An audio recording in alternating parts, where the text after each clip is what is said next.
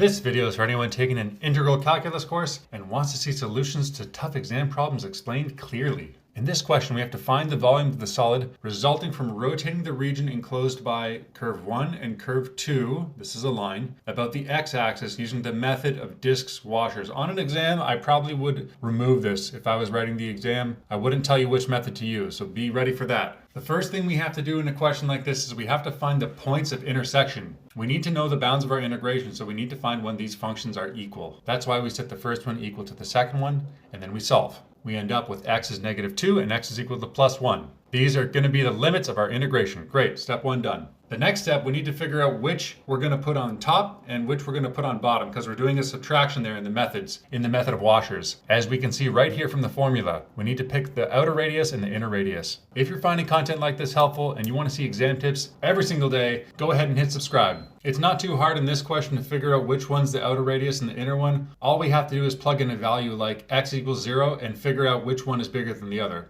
So that's what we do here, and we find out that the first one is bigger, which is the quadratic, not the line. So now what we have to do is just set up the volume integral. We had the placeholders from before, so now we just plug in the functions that we have now. We now know which one to put first and which one to put second. We also know the bounds of the integration. Awesome. I'm Sheldon, I have a master's in math from Waterloo. I used to grade these exams, and now I show you how to ace them. There's no more tricks in this one. We just have to expand. It's a little bit ugly, and then we have to integrate. Here's expanding, and be very careful with the negative. When you're minusing a whole bunch of terms like this, they each get the negative applied. When students make mistakes on questions like this, they usually make mistakes on steps like that, especially when you're in a rush on an exam. All the powers get increased by 1. Nothing special here with the rest of the question. It's just a matter of details. I've got tons of exam questions like this that are as hard or harder. They're on my site, prettygoodprep.com. If you feel like it, check it out.